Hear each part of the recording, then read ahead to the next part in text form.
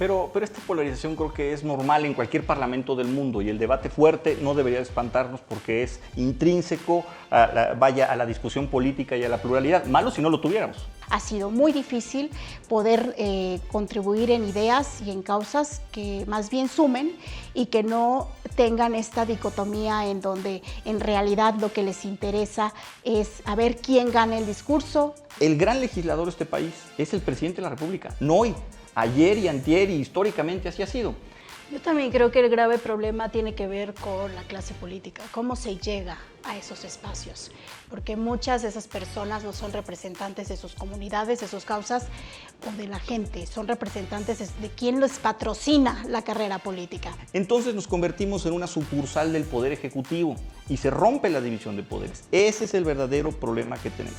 Y mientras no tengamos una visión compartida, y tengamos este monopolio de visión, porque cuando a mí el presidente, ahora que tú haces una estructura muy bien de los goles, de las reformas del presidente, esos no son los problemas del país. En un régimen democrático, la mayoría se sienta con la minoría para intercambiar puntos de vista. Oigan, ¿ustedes qué opinan? ¿Qué propuesta trae? Te dejo pasar esta. Aquí hubo una cerrazón absoluta, pero había un proyecto alternativo.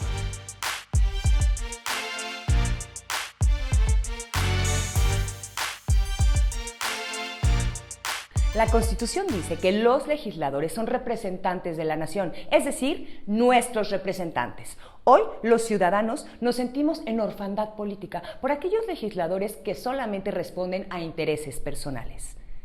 Pero hay honrosas excepciones en las cámaras. Legisladores que quieren ser un puente entre la ciudadanía y el poder. El día de hoy nos acompañan dos de ellos, la senadora Indira Kempis y el diputado Jorge Triana. Vamos con ellos. Con ustedes, Laisha Wilkins y Max Kaiser. Y para despabilarnos, Indira Kempis y Jorge Triana. ¡Que empiece el show!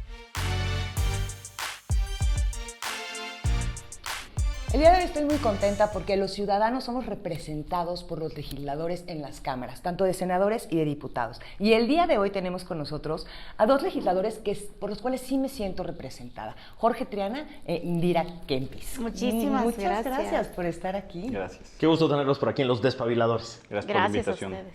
Platíquenos un poco cómo funcionan las cámaras, primero la de senadores y luego la de diputados, para que la gente sepa más o menos cuál es el proceso y cuál es la función de estos.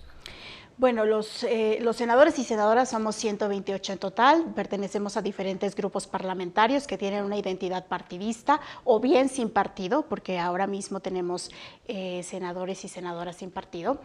Y es la Cámara Alta, por ahí pasan iniciativas, hacemos exhortos, puntos de acuerdo, nos comete algunas decisiones de corte internacional, vemos tratados internacionales, algunas posiciones en nuestras embajadas, consulados, etcétera. Y también algunas posiciones o cargos dentro del Poder Judicial.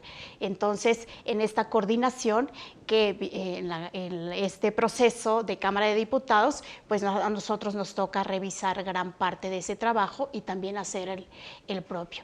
Tiene un carácter, yo pienso, de un enfoque mucho más diplomático, con un contexto más bien de llegar a acuerdos, sobre todo nacionales e internacionales, pero sí en la tradición, porque hablemos también de la cultura política de este país, es la Cámara Alta en la que puedes encontrar perfiles de alto nivel de la política y es también una Cámara que tiene un sentido mucho más internacional. En México tenemos un sistema bicameral, hay otros países que solamente tienen un congreso, en México hay dos, hay una Cámara Alta, como mencionaba Indira, que es el Senado de la República, y una Cámara Baja, que es la Cámara de Diputados. Hay facultades exclusivas de cada una de las cámaras, por ejemplo, el Senado de la República tiene la exclusividad en el tema de relaciones exteriores, de política exterior. La Cámara de Diputados, por ejemplo, solamente es la facultada para ver temas presupuestales. Entonces, nada más nosotros podemos votar el presupuesto. Hay unas diferencias ahí en cuanto a su funcionamiento. La Cámara de Diputados es representada, o más bien se conforma por representantes de distritos electorales. Tenemos un total de 300 distritos electorales en el país. El Senado de la República representa estados de la República. Hay 2 senadores o senadoras por cada entidad federativa de nuestro país. Esa es más o menos la diferencia, pero nos enganchamos totalmente porque formamos parte del Congreso de la Unión. Cuando se reúnen ambas cámaras se llama Congreso de la Unión. De hecho, nos reunimos físicamente, nada más cuando se apertura cada periodo ordinario de sesiones. Antes también cuando había informe presidencial presencial, pero este ya no existe. Pero todos los productos legislativos que se aprueban en una cámara tienen que pasar, como cámara de origen, tienen que ir a la cámara revisora, es decir, a la otra cámara, la colegisladora, como le llamamos. De tal suerte que si una iniciativa se aprueba en el Senado, después la tenemos que revisar y aprobar nosotros y viceversa. Ahí es cuando se enganchan ambas cámaras y hay que tener un trabajo coordinado, ¿no? Nos echamos varias décadas en las que el Congreso parecía simplemente como el órgano de aplauso y de aprobación de lo que ya sabíamos que iba a pasar del Ejecutivo. Todo cambia en 1997, que la Cámara de Diputados pierde la mayoría, absoluta de parte del PRI, y empieza una dinámica que es el partido en el poder propone y luego hay una oposición, ¿no? Y llevamos varias décadas perdiendo la mitad de la energía en esta dinámica de unos proponen, otros se oponen. Incluso, digamos, los partidos que no están en el poder se llaman a sí mismos la oposición, ¿no? ¿Qué piensan de esta dinámica y hay alguna manera de salirnos de esta trampa en la que no hay una construcción permanente, sino hay un partido que dice A y otros que dicen eso no? ¿Hay alguna manera de salir de esa trampa? Bueno, para empezar diferenciando que tenemos 3 poderes: poder ejecutivo, poder legislativo y poder judicial. Eso quiere decir que entre los 3 poderes debe de haber contrapeso. Y también quiere decir que los problemas de interés nacional desde las diferentes trincheras deben ser resueltos de cierta manera. Entonces, la incidencia en el trabajo legislativo, lamentablemente, tú lo has comentado muy bien, ha estado partida en 2. Y la dicotomía de esos debates, lamentablemente, no nos llega a esos acuerdos políticos que sí se requieren hacer para contribuir en solucionar los problemas de interés nacional. Entonces, ahí es cuando decimos que la vida pública tendría, al menos en mi enfoque, tendría que contribuir con ideas y causas. Si las ideas y causas no son las que se discuten, se acuerdan, se votan, entonces lamentablemente estamos controlados por el discurso que gana o por las decisiones de quien tiene el poder y controla el poder en este momento. Sí es hacerlo contra cultura, porque por más que quieras contribuir en un proceso dialogante, que esa es otra, nuestra democracia es apenas naciente, hemos desarrollado muy pocas habilidades y muy pocas ideas para fortalecerla y entender que el desacuerdo es normal, que no estar en un mismo sentido es normal, que el conflicto es normal y que por lo tanto lo único que tenemos que hacer es precisamente entrar en ese proceso dialogante y debatir causas, ideas y resolver problemas de interés nacional o de interés internacional.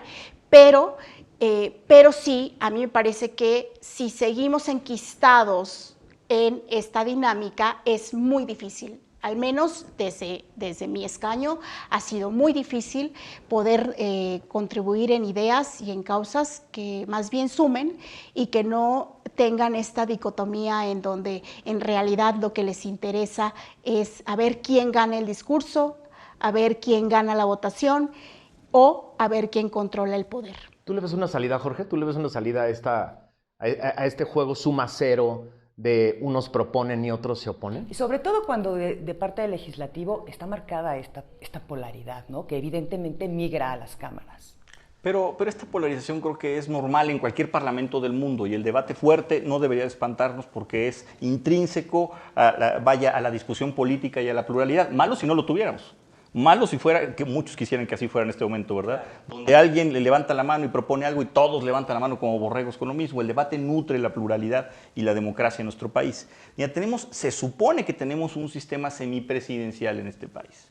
En realidad tenemos un sistema en este momento hiperpresidencial y durante muchas décadas fue presidencial, ¿no? O sea, es un semipresidencialismo disfrazado. ¿Qué quiere decir el semipresidencialismo para la luz de la vida parlamentaria? Quiere decir el Ejecutivo propone y el Legislativo dispone, ¿no? Entonces, el gran legislador de este país es el presidente de la República, no hoy, ayer y antier y históricamente así ha sido. Las grandes reformas, las reformas de hondo calado que ha habido en este país en los últimos años, por lo menos, han venido del presidente de la República, arropadas por su mayoría. Yo creo que esto es un error, pues porque los legisladores estamos para legislar. Todas las reformas que aprobamos nosotros, Indira no me dejará mentir, pues son menores a leyes secundarias, etcétera. Lo que realmente importa viene del presidente de la República. Entonces nos convertimos en una sucursal del Poder Ejecutivo y se rompe la división de poderes. Ese es el verdadero problema que tenemos. El reto es transitar, creo yo, primero romper esta línea en la que nos encontramos de hiperpresidencialismo, donde hasta las cosas más absurdas se le aplauden y se le festejan al presidente por parte de las mayorías legislativas. ¿Romperlo cómo? No, romperlo votando por otro partido, por pluralidad del 2024. Esa es la única manera. Tendríamos que pensar en transitar de este semipresidencialismo a un sistema semiparlamentario, como lo existe en muchos países. Yo diría, con un solo Congreso, donde el presidente de la República emanara del propio Congreso o en su defecto tuviéramos un esquema de jefe de gabinete como existe en Francia o en algunos otros países, o de gobierno de coalición como existe en Alemania, donde las mayorías se generan a partir de los resultados electorales. Pongo un ejemplo muy claro. En España se vota por un partido político. Supongamos que se vote por el Partido Popular. Gana el Partido Popular. El Partido Popular decide quién va a ser su presidente, quién va a ser su coordinador, su jefe de partido, y después los diputados de todos los partidos votan para ver si él va a ser el presidente del gobierno español. Entonces, la mayoría legislativa determina la mayoría también del Ejecutivo y se garantiza que siempre haya acuerdos y que siempre haya una mayoría que respalde lo que diga el presidente, con debate si tú quieres. Me parece que es un esquema interesante. Entonces se generan mayorías de facto muy interesantes, se eleva el nivel del debate y cobra vida el trabajo parlamentario y no depende simplemente del Ejecutivo. Están a un mes de terminar este periodo legislativo.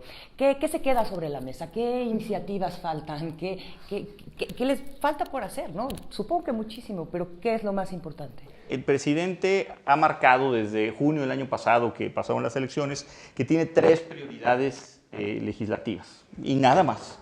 La prioridad número 1 es la reforma eléctrica, que estamos a punto de votar en la Cámara de Diputados, que estamos llamados a votarla en comisiones el día lunes, pero lo estamos discutiendo todos estos días y seguramente le estaremos votando en el Pleno el día 13 de abril. La segunda es la reforma electoral, que no ha llegado todavía la reforma, pero ya anunció en qué consiste y ya dijo que la va a mandar inmediatamente después de la eléctrica. Y la tercera es una reforma que tiene que ver con formalizar la militarización de este país, porque en la práctica ya está militarizado, y esto quiere decir que la Guardia Nacional va a estar adscrita formalmente a la Sedena. Esa iniciativa tengo entendido que va a llegar vía Senado de la República. El presidente decide a dónde la manda, o sea, sin ningún tipo de criterio. A menos de que sean facultades exclusivas, dice, pues a ver, la eléctrica, me conviene en Cámara de Diputados, ¿no? Me conviene. Entonces, esta va a ir al Senado de la República y seguramente llegará a partir del mes de septiembre. Esos son los pendientes en esta legislatura, porque pues yo quiero pensar que el presidente no ve más allá de este año y va a empezar a trabajar para las elecciones a partir del año que viene. Él ha marcado que esas son sus 3 prioridades y nada más. Yo también creo que el grave problema tiene que ver con la clase política, cómo se llega a esos espacios, porque muchas de esas personas no son representantes de sus comunidades, de sus causas o de la gente, son representantes de quien les patrocina la carrera política. Y si te la patrocina el partido, si llegaste en la ola del presidente, si tienes dinero privado, que puede venir de empresas o puede venir de algunos intereses, pues entonces los políticos y las políticas que llegan a esos espacios tienen que responder a eso. Por lo tanto, yo sí también pienso que muchas de las personas que hoy están en ambas cámaras le deben su espacio al presidente. Y esa es una parte del control que él tiene.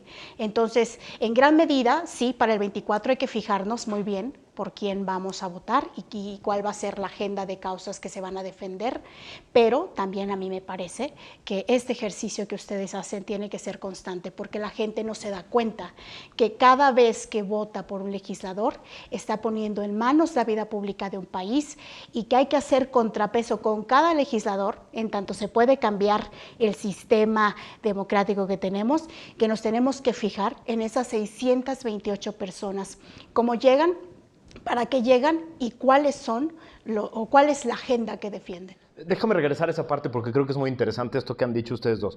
A ver, el presidente actual fue educado en la disciplina priista y a él le encanta la idea de un Congreso que trabaje para él. Un Congreso, no su partido. Le encanta el Congreso que le canta las mañanitas, que le aplaude todo. Y le chocan, y ya lo dijo en las últimas mañaneras, los diputados, senadores que no lo acompañan en sus iniciativas. Pero también creo, y regreso al tema de la oposición, que la oposición le hace el juego fácil, porque simplemente dice, somos anti-López. Yo me opongo a lo que dice López. Y en muchas cosas, lo que decía hace rato, es muy importante. Hay iniciativas, hay proyectos, hay presupuestos a los que hay que oponerse. Sí o sí hay que oponerse. Pero lo que creo que falta, y a ver si están de acuerdo conmigo, es que haya una alternativa, ¿no? Es decir, que no solo se vote en contra, sino se le diga a la gente, lo que proponemos es esto, la visión de país que tenemos del lado de enfrente es esta. Acercar la agenda al ciudadano. Exacto, ¿no? Y decir al ciudadano, lo que propone Morena no, pero esto sí. Te voy a poner 2 ejemplos.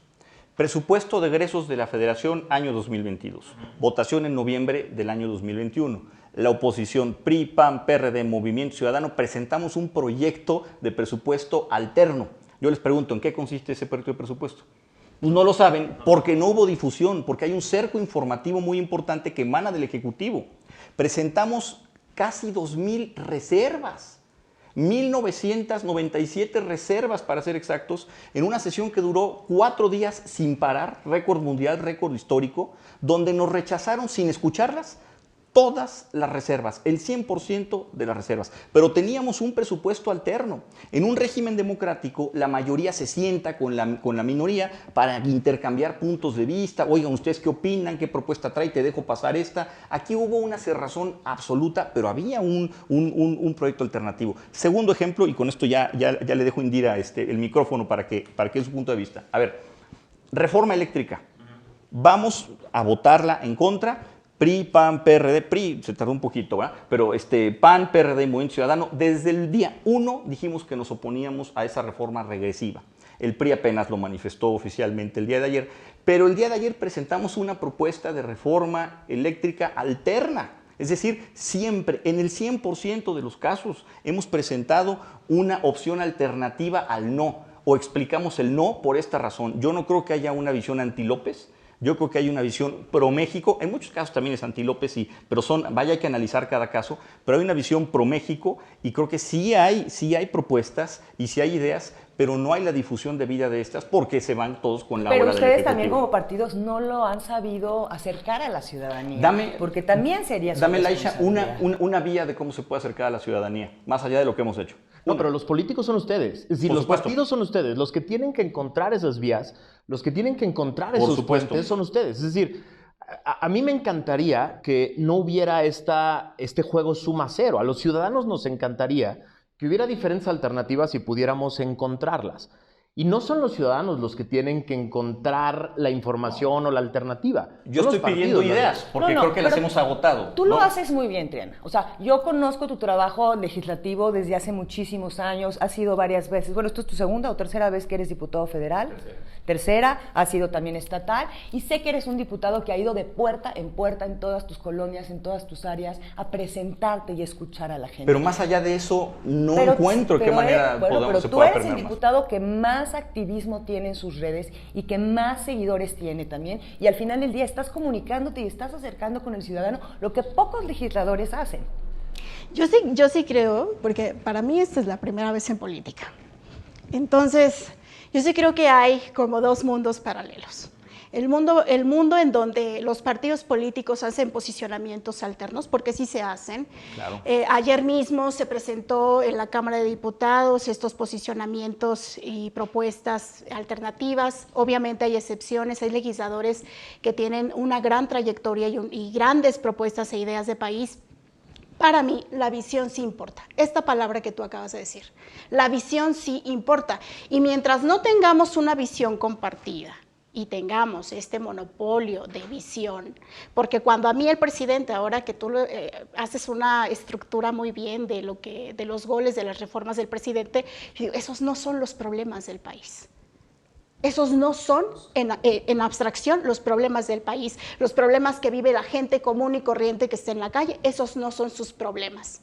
Pero por otra parte también, por eso digo que hay mundos paralelos, porque por una cuestión de formalidad y porque así tiene que ser la política, se presentan estas alternativas. Pero hay que hablar también de los monopolios del poder dentro de los partidos políticos. Entonces, mientras por una parte hay una propuesta de idea, por otra se hacen acuerdos en lo oscurito. Eso. Y eso es un secreto a voces que cada vez más tendríamos que hacer una apuesta para que se transparente también la forma de hacer política. ¿Cuáles son los acuerdos y hacia dónde nos llevan? No está mal hacer acuerdos. O sea, no es malo hacer acuerdos. No, de hecho, para eso es la política. Al ¿no? final De hecho, día. para eso es política, para negociar y para hacer acuerdos y para estar en desacuerdo. Pero el tema es cómo nos transparentan los monopolios de poder dentro de los partidos políticos, el sentido de para qué o para dónde se va una vez que se toman esos posicionamientos. Por ejemplo, lo que ayer pasó, yo decía, al principio decía, vaya, hasta que por fin el PRI dice con todas las canicas que no va a ir, no va a acompañar. Nada más se tardó 4 meses. ¿Por qué será? Y ahora mi pregunta es, ¿y qué a cambio de? ¿O por qué siempre no acompañaron a la reforma? Porque la intención desde la Cámara de Diputados, no me dejarás mentir, era acompañar a la reforma. En el Senado no. En el Senado sí se encontraron se manifestaron desde el principio. Sí se encontraron con pared. Pero entonces ahí también tenemos un grave problema que tendríamos que comenzar a hablarlo en esta democracia. ¿Quiénes controlan desde el interior las decisiones de los partidos políticos? Y ahí creo que estamos en una transición bien interesante, porque durante 7 décadas los diputados y senadores debían sus candidaturas a los partidos porque no había reelección. Pero ahora ya hay reelección y estamos en esta transición en la que se tienen que dar cuenta diputados y senadores que tienen que ir con su electorado. Ya no importan tanto las dirigencias. Es decir, de pronto ver a diputados de tu estado que votan en contra de propuestas que van a ayudar con el agua a un estado sin agua. O los que no votan, los que no asisten, que no tomar una Yucatán, decisión que no es asisten, tomar ¿no? una decisión. O diputados o senadores de Michoacán o de Guerrero que votan en favor de la militarización cuando sus estados están ardiendo. Eso no pasa en democracias donde la reelección se ha convertido en una dinámica. Es una transición muy interesante y creo que, o sea, ya Morena ya sufrió en diputados varias pérdidas trágicas. Castigos. De diputados que no fueron reelectos por castigo de la gente. ¿Esta transición se siente adentro de las cámaras? O sea, ¿se siente que ya están empezando a voltear a sus distritos y a sus estados de otra manera? Es que mira, objetivamente la legitimidad para mí se gana, siempre se gana. Y depende de la personalidad y de la persona, de cómo, hacia dónde dirige su legitimidad. Para mí, quien ganó en 2018 fue Andrés Manuel López Obrador, no fue Morena. Claro. Y eso se sabe porque ese resultado, este es un fracaso, y es un fracaso de no tener una base social, porque es la base social la que debe de acompañar al legislador. Por eso ser representante, o sea, eres uno de tu población. A veces ni siquiera es todo el Estado y todas las ideas y todas las causas, también podemos estar en desacuerdo, pero sí debes de ser representante de una población y debes de estar en cercanía, en diálogo con tu comunidad, pero lamentablemente otra vez, quien controla manda. Ese es el tema. El tema hoy es el control. Por eso, para mí, en mi perspectiva, y me gusta mucho esto de hablar de la descentralización de todo. De todo. Entonces, para dar un siguiente paso, por eso hablo de los monopolios dentro de los partidos políticos, también podríamos hablar incluso de los monopolios del poder en las mesas directivas, en la Jucopo, ¿no? O sea, antes de abordar lo externo, el interior de las cámaras es un proceso muy interesante, porque el que controla sí es el que manda. ¿Se siente, Jorge, ya esa descentralización por la reelección? Sí, no, yo creo que la reelección, apenas empieza este movimiento, la primera vez que tenemos un congreso donde hay diputados reelectos. Tenemos, por ejemplo, en el PAN de 113 diputados, que somos 26 son reelectos nada más, y sí se nota que ya traen una agenda de la legislatura anterior, que no llegan a aprender, sino que ya saben lo que tienen que hacer. Creo que falta que se multiplique toda esta parte, que creo que en Morena no están muy de acuerdo con la reelección, entonces no les dejaron reelegirse a muchos, son muy poquitos los reelectos, en fin, eso es otro tema. Pero creo que lo que dice Indira es realmente el problema de la oposición. La endogamia de la oposición. Las mafias ¿Qué quiere decir esto? Que la oposición, los partidos de oposición, a mí me gusta ser muy crítico con esto, vivimos para vernos al ombligo. Entonces, para quedar bien con tu base de simpatizantes, los que ya votan por ti, entonces hacemos reuniones con simpatizantes de nuestro partido para convencerlos de que nuestro partido es lo mejor del mundo cuando ya están convencidos y nos olvidamos que hay un mundo afuera. Y entonces, pues dos, tres vivillos sí toman esa franja de indecisos y son los que terminan ganando. Y lamentablemente, mientras existe el incentivo de colocar plurinominales, candidaturas, tomar decisiones centralizadas y monopólicas, como dice Indira, bueno, pues esta situación va a continuar y no se va a ver reflejada una agenda de propuestas en la sociedad, que era lo que decían ustedes hace un momento. Ese es mi diagnóstico. O sea, yo no creo que sea un problema de creatividad, de que no sepamos conectar con la gente, sino que están las decisiones centralizadas, tan centralizadas y tenemos un nivel de endogamia que la prioridad es cacarear el huevo con los militantes de los partidos y no con los ciudadanos de a pie. Y esto es un grave error, ¿no? ¿Qué iniciativas se necesitan que no se han puesto por ser minoría o que realmente necesite la población, la ciudadanía? Mira, a ver, lo que pasa es que esa pregunta te la podría responder de manera, digamos, muy propositiva si estuviéramos en el año 2016, ¿sale? Pero estamos en el año 2022, donde ya han destruido muchísimas cosas. Entonces, primero hay que recomponer lo que ya destruyeron y después ver cómo se mejora este país. Primero hay que regresar al estatus en el que estamos, que ya estamos muy mal, estamos pésimamente mal, y con excesos y con corrupción y con lo que tú quieras, para después ver cómo se construye. Entonces ahorita hay que recomponer lo perdido. Nos quitaron un seguro popular, estancias infantiles, comedores comunitarios, escuelas de tiempo completo, el fondo de gastos catastróficos, y si quieren les sigo todo el día lo que nos han quitado. Hay que regresar eso, los incentivos para la inversión, y una vez que estemos en el nivel en el que estábamos hace algunos años, pues empezar a ver hacia adelante ya en cosas de inversión, de productividad, para generar empleos y abatir la pobreza, ¿no? A mí sí hay algo que me preocupa en demasía y es el tema de la reforma eléctrica.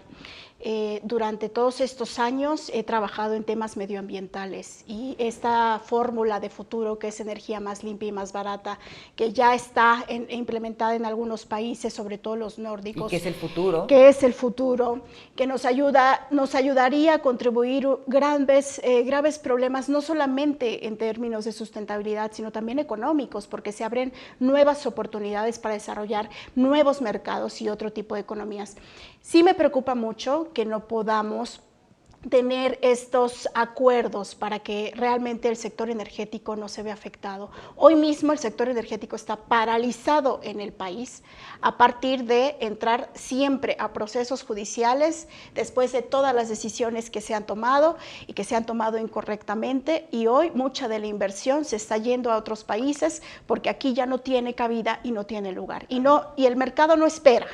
El mercado no espera. Entonces, a mí sí me parece que el sector energético es parte de las claves de desarrollo para el país. Tenemos que atenderlo y en este momento tan álgido, la postura tiene que ser muy firme y determinante, independientemente de las cuestiones políticas, que es o el sector energético nos provee de oportunidades a partir de un Estado que regula con un enfoque de desarrollo, o bien eso es lo que nos da de comer, por si no nos damos cuenta.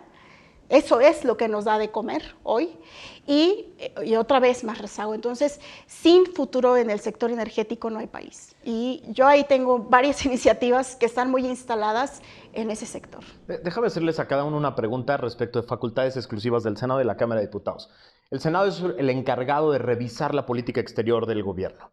México se ubicó en este momento como uno de los pocos países del mundo que no rechaza abiertamente la invasión de Rusia a Ucrania, que hace hasta grupos de amistad con Rusia y juguetea con la idea de no emitir sanciones económicas y políticas como hace todo el mundo.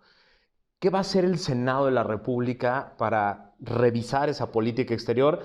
Porque el Senado de la República es el encargado de que el jefe del Estado se adapte a la Constitución. Y en la Cámara de Diputados viene un reto monumental en el próximo año. Vienen 4 consejeros del INE que se tienen que renovar, incluido el presidente. ¿Cómo van a negociar esa parte?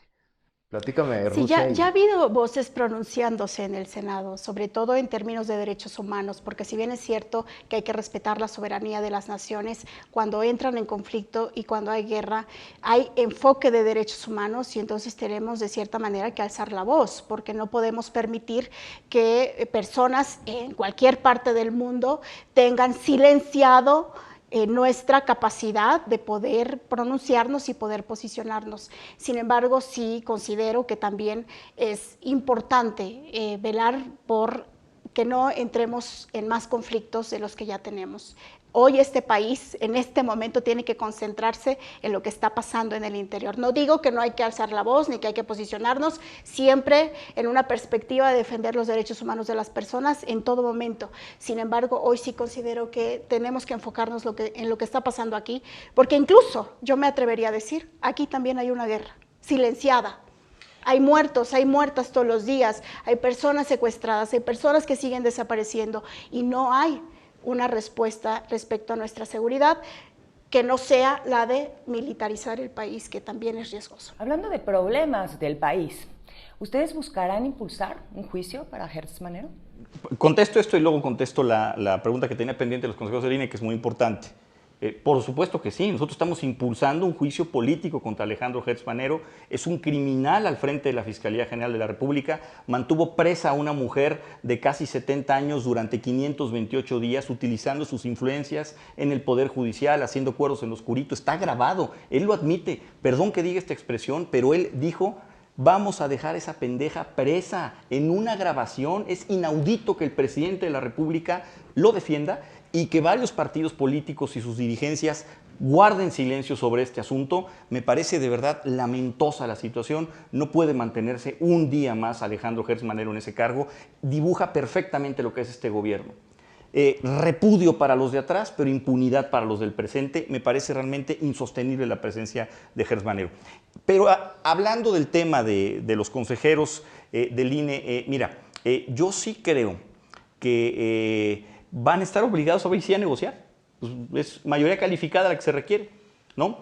Hoy mismo la configuración de la Cámara de Diputados, a raíz de la elección de junio pasado, nos dice que la ciudadanía le dijo no a las hipermayorías en las cámaras, ¿no? Al presidente de la República. Presidente, yo no quiero que tú manejes a contentillo este país. Por lo tanto, te voy a quitar diputados. Por eso Morena tiene 40 diputados menos en este momento. Por eso tienen el 54% de los diputados y la oposición somos el 46%. Y si no hubiera esta cláusula de gobernabilidad, esta hiperrepresentación, tendríamos más nosotros desde la oposición. Entonces están obligados a sentarse a negociar la designación de los consejeros. Por eso les surge tanta prisa de quitar a los actuales consejeros con una reforma electoral que ya ha anunciado el presidente de la República, ya ha anunciado este absurdo de que se someta a voto popular la designación de los magistrados y los consejeros electorales. Es un absurdo que no resuelve absolutamente ningún problema, lo complica más. Imagínense a Fernández Noroña, a Patricia Armendáriz en magistrados, eso es lo que se provocaría, ¿no? Si queremos eso, pues adelante. Y lo que buscan, y lo dijo claramente el secretario de Gobernación, violando la ley, por cierto, este fin de semana desde Coahuila y desde Sonora, dijo: vamos por una reforma electoral que quite a estos consejeros. Entonces ellos no piensan en el futuro, en la designación de los que faltan. Ellos lo que piensan es en quitar a los actuales, y hay que defender primero al instituto y después dar el siguiente paso, donde si todo sale bien y rescatamos al INE, se tendrán que sentar a negociar con la oposición esta designación. ¿La oposición está clara en su defensa al INE? Por supuesto. Sí. Absoluta. Sí. Sí, pues es una institución que de cierta manera también ha hecho su propia trayectoria. Digo, todo se puede mejorar. Yo incluso hablaría más allá de eso. En la mañana estaba pensando, blockchainicen al INE. Con eso terminamos muchos problemas, transparentamos procesos, le inyectamos tecnología y entonces esta cuestión de los acuerdos en lo oscurito o algún tipo de situación, conflicto de interés y lo que sea, desaparece. Por eso hablo de descentralizar todo, incluyendo las instituciones, y la tecnología nos podría ayudar perfectamente para que eso suceda. Sin embargo, si hablamos de las personas, yo sí considero también que quienes violan la ley tienen que rendir cuentas, por supuesto, pero a veces yo me acuerdo muy bien de la votación con Gertz Manero y me acuerdo muy bien que yo voté en contra y gran parte es esta perspectiva. Hay que fijarnos. Tú votaste en contra, pero la mayoría de la oposición votó a favor. Pero por eso hablo de los acuerdos en lo oscurito. porque somos representantes de la gente, no representantes de 3 personas que de cierta manera les conviene decidir por ciertas personas. Hay muchas cuestiones, por eso digo, el Poder Legislativo, si bien no tiene atribuciones ni facultades para resolver los problemas públicos, sí incide en aquellos que pudieran detonarse en el país o pudieran crearse. Entonces, hoy también los votos cuentan, la manera en cómo votamos cuenta, la manera en cómo hacemos política sí cuenta. Sí, la altura del debate que hacemos dentro de las cámaras también tiene que contar. Claro. No nada más si faltamos o no faltamos, sino de qué hablamos, qué es lo que estamos proponiendo. Por eso yo sí pienso que de cierta manera a veces sí la oposición le da la razón al presidente. Hablando de propuestas y de iniciativas, vámonos a un ritmo más ligerito. Me decías que en la Cámara de Diputados cuesta alrededor de 4.770.000 pesos cada iniciativa para declarar el Día de la Abeja, el Día de las Personas de Talla Pequeña, el Día de la Oratoria, el Día de... ¿Qué personaje era que había sido el chismoso? El mensajero que llegó y que les digo que ya estaba consumada la independencia. Sí, mira, a ver, hay un prorrateo del presupuesto total del Congreso entre cada producto legislativo que se aprueba y la verdad es que salimos perdiendo de manera muy lamentable. Yo entiendo que hay que visibilizar muchos problemas. Las personas de talla pequeña son discriminadas, las personas que padecen algún tipo de enfermedad, hay que visibilizarlas y una forma de visibilizarlo es con un día nacional. Pero que esto surte efectos en todo el proceso legislativo, además de que resta minutos valiosísimos para trabajar en otras cosas, distrae la atención de los legisladores y solamente lo utilizan para la numeralia personal y a la egoteca de cada uno de los diputados. Entonces, no estamos aprobando cosas de calidad. Esto le cuesta directamente a los ciudadanos porque con sus impuestos se mantiene ese Congreso, esa Cámara de Diputados. Mucho se dice es que el presupuesto se dio, el Congreso, hablando de la Cámara, por ejemplo, la Cámara de Diputados se dio un presupuesto multimillonario. Pues sí se dio un presupuesto multimillonario y sonaría que nos estamos embolsando ese dinero los diputados. Y en algunos casos así es, pero espérame.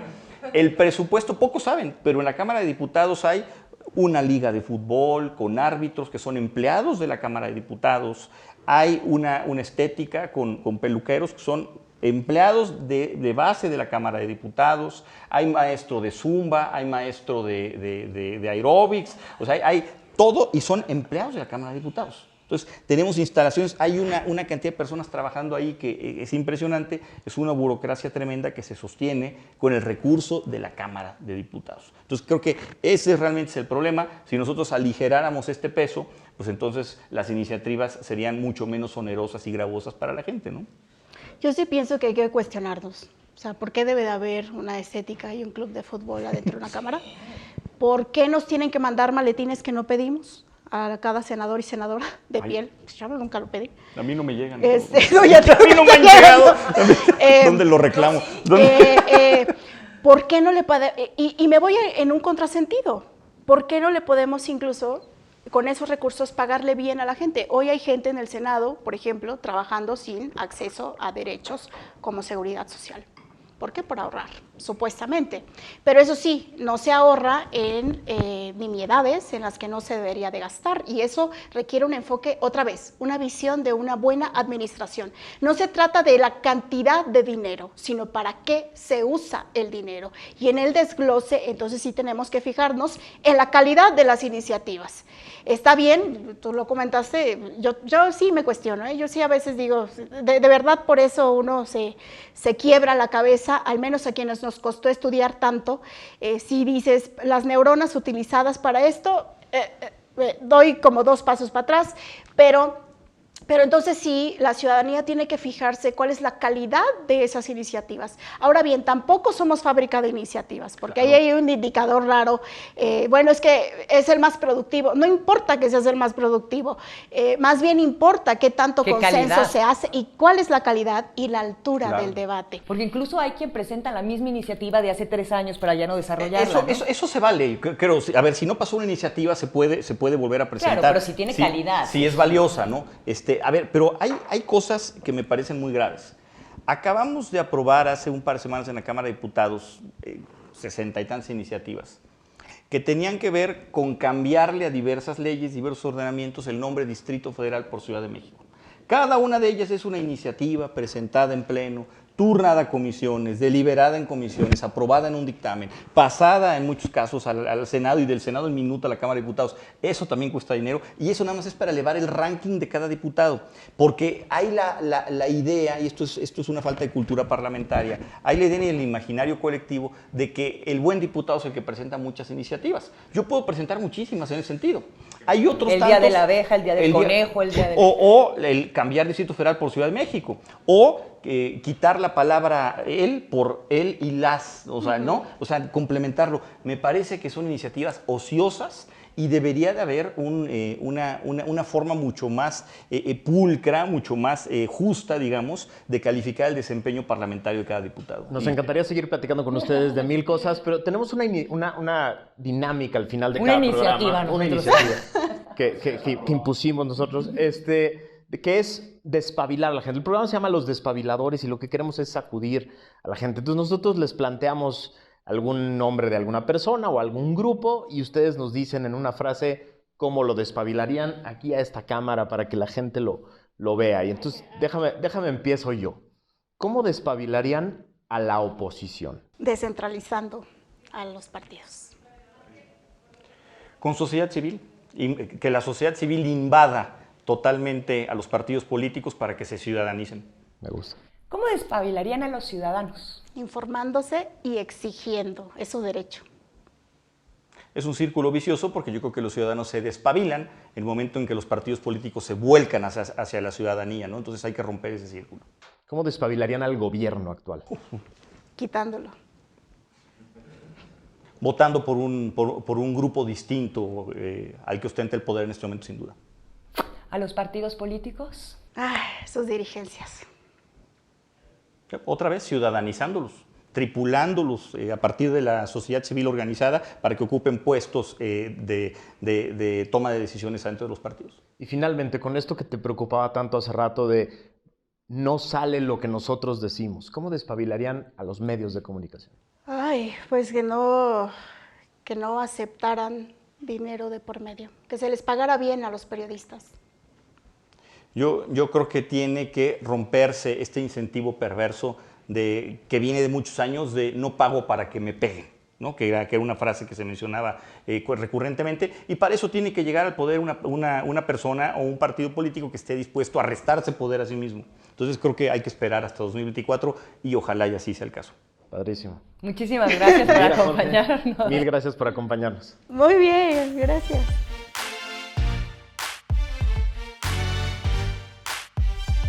¿Cuáles son las 5 cosas que nos llevamos de esta gran entrevista con la senadora Indira Kempis y Jorge Triana? 1. El problema de la oposición no es la falta de ideas, es la endogamia, la centralización de las ideas en las dirigencias. 2. La política es negociación, es construcción de acuerdos. No siempre puede ser un juego suma cero y por eso es tan importante el nivel del debate. 3. El Congreso tiene a partir de ahora una gran labor de reconstrucción por la destrucción institucional que ha encabezado este gobierno. 4. La reelección cambió por completo el juego al interior del Congreso, porque hoy diputados y senadores ya saben que si no representan a sus electores pueden perder la chamba. Y la 5. La oposición tiene un compromiso claro y contundente de defender al INE y a su autonomía.